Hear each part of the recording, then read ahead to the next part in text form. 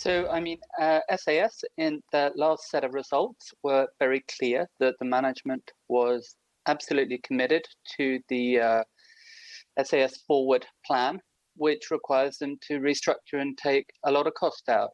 And the CEO, was absolutely straightforward that he was looking to negotiate the cost reduction measures with unions and with aircraft lessors.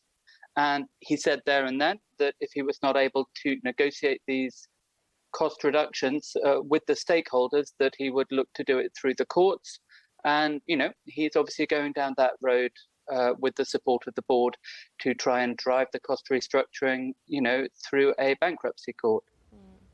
Well, it's clearly been a very challenging time for the airline industry, so much volatility in the space.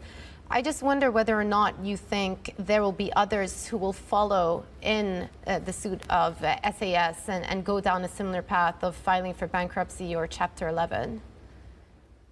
So, what we saw through the pandemic was, two sets of strategies. Companies in Europe were generally supported by their governments and given significant cash to restructure. And then those companies that did that are now trying to repay that debt and restructure their balance sheets, as we saw with the rights issues at Lufthansa and indeed at Air France. To be fair, SAS was somewhat in that same boat. They did get cash to survive from their governments and that built their debt, but they need to find a path to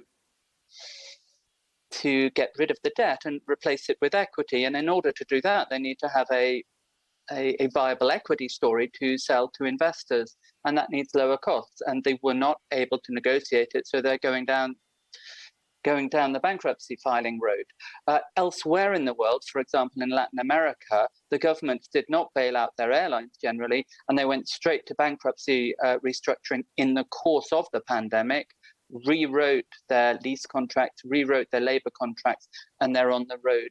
They're now coming out of bankruptcy across Latin America. So, it's certainly likely as we come into the coming winter that it will be a challenging environment for airlines as fuel hedges roll off and economic conditions are challenging. So we would not be surprised to see some more M&A, and we will see some of the startup airlines that we saw that popped up through the pandemic. We expect to see some rationalization of those names. Right. But we don't expect to see a wall of people following SAS down the bankruptcy filing, because that was done very early in the pandemic by many other companies. Right. And otherwise, many companies are restructuring and working through their debt that they've got at the moment with, new equity raises.